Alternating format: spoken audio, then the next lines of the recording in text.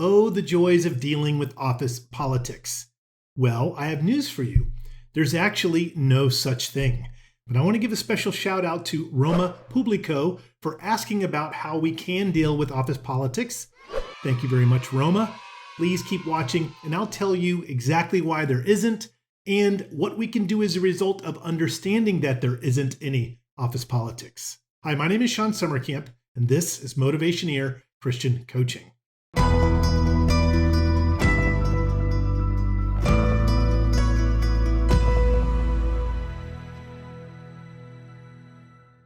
I post 2 videos a week, so please like, subscribe, and hit the bell icon so you can be reminded when I do. Please also consider becoming a member at Motivationeer.com. Your membership really supports this channel. Thank you.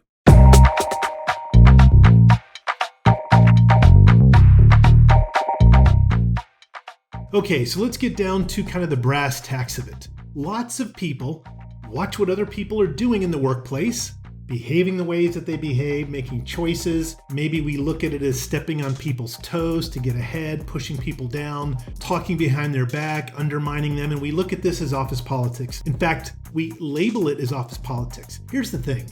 It's such a nebulous idea. Labeling what's happening as office politics basically leaves us powerless to do anything about it. There isn't a school of dealing with office politics. Yep, there's political science, but that's not the same thing. How do you learn how to deal with something like office politics? It's so vague, it basically leaves us helpless.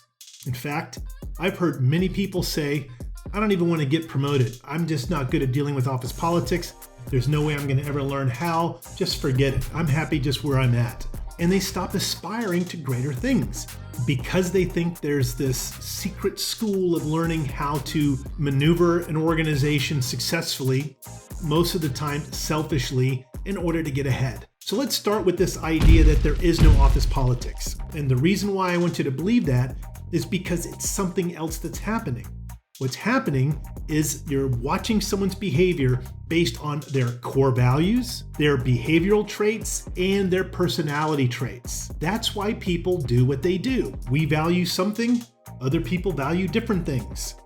They behave in alignment with their values, as do we. So when they're doing something that we think is kind of underhanded to get ahead, it's just because we value something differently. And because their behavioral style appears to be favoring data and growth and aggression and drive and ambition, and maybe our behavioral traits tend to value people and communication and team and understanding and whatever else goes along with that, we look at them as basically evil.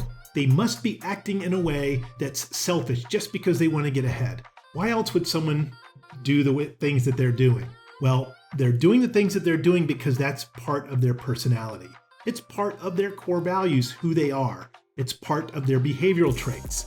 One great way to understand this better, if you've never done it before, is a DISC assessment. I won't get into the details of it right now. I want to do a whole video on this someday, but it was a theory developed by a guy named William H. Marston a very long time ago. He was doing research for the US military, and he discovered that people tend to behave along 4 behavioral trait styles and developed this brilliant assessment tool to do it. If you're interested in it, you can find them all over the place. If you want to do one through me, just send me an email. My email address will be in the description below, and tell me you're interested in doing a DISC assessment. You definitely want to do the core values assessment, which I've mentioned way too many times in my videos. Please make sure you know your core values. And then if you have been watching my videos for any length of time, you know I constantly push this one website called Understandmyselfcom to understand our personality traits. Once we realize that office politics really is about values, behavioral styles, and personality traits, we suddenly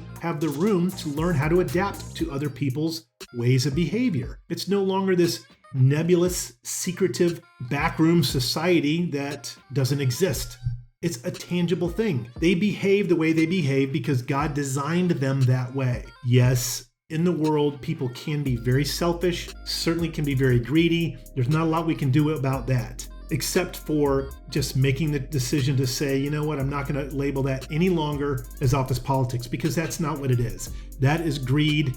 and selfishness. It's an external blocker. You're not going to be able to do it. But you can very much get ahead in your career by learning how to adapt to other people's values, personality traits, and behavioral styles. That's not playing office politics. That's just learning how to get along with others, getting along with them in a way that benefits them as well as you. And when we have that type of team cohesion, when we're not really looking down on them and judging them for behaving the way they behave, they're going to sense a desire in us to work with them.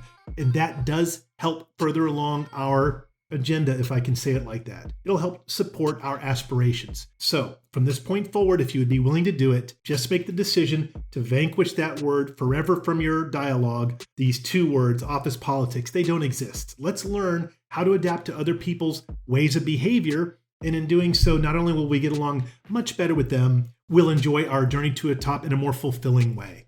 Thanks for watching. Please like and subscribe for 2 new videos each week. Tell me in the comments below about your career situation, and I'll make a video for you with a shout out. You can also become a member at Motivationeer.com. Your career is not just a way to make a living, it's a way to transform the world.